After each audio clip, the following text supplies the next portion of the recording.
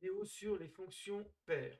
Alors, une fonction paire, c'est une fonction définie sur un ensemble I qui vérifie, donc pour tout x appartenant à l'ensemble I, qui n'est pas forcément un intervalle, qui peut être une réunion d'intervalles, moins x appartient également à I. Donc généralement, c'est des intervalles qui sont symétriques par rapport à 0, ou des réunions d'intervalles symétriques par rapport à 0. Par exemple, R, le plus classique, c'est moins l'infini plus l'infini. C'est un intervalle qui est symétrique par rapport à 0. Alors, il faut que pour tout x de l'intervalle I, f de moins x est égal à f de x. Alors, si on prend moins x et x, à chaque fois on aura f de x égale f de moins x. Donc par exemple, si je prends moins 1 et 1, ils ont la même image.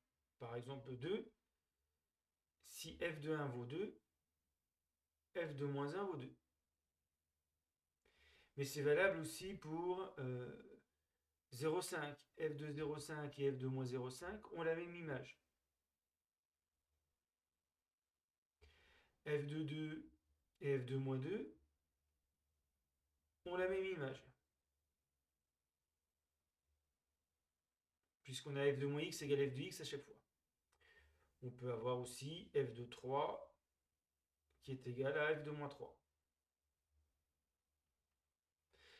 Donc tous les points qu'on dessine sont symétriques par rapport à l'axe vertical.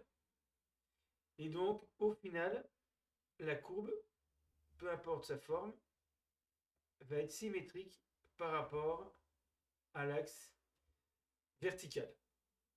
Donc une propriété fondamentale des fonctions paires, si f est une fonction paire, alors sa courbe représentative dans un repère orthogonal. J'ai dû mettre dans un repère orthogonal, c'est-à-dire les axes sont perpendiculaires. Admet l'axe désordonné comme axe de symétrie. Et donc souvent les fonctions paires, on se contente de les étudier sur l'intervalle, par exemple 0 plus l'infini, puisque par symétrie, on aura la courbe sur l'intervalle moins l'infini 0.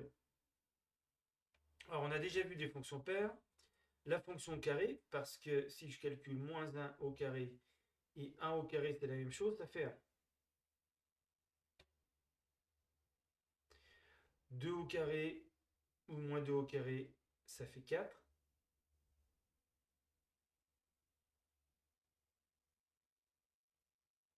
Donc on a à chaque fois moins x carré égale x carré.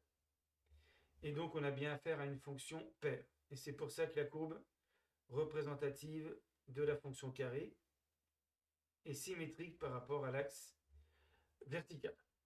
C'est grâce à cette propriété. Et puis on a les fonctions constantes. Donc les fonctions constantes sont représentées par des droites horizontales.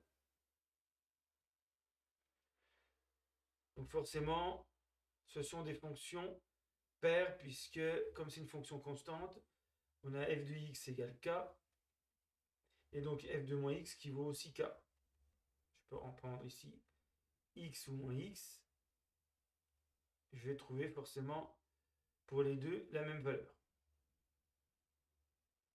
Donc les fonctions constantes sont également paires et donc leur courbe représentative, c'est-à-dire des droites horizontales, admettent l'axe désordonné comme axe de symétrie.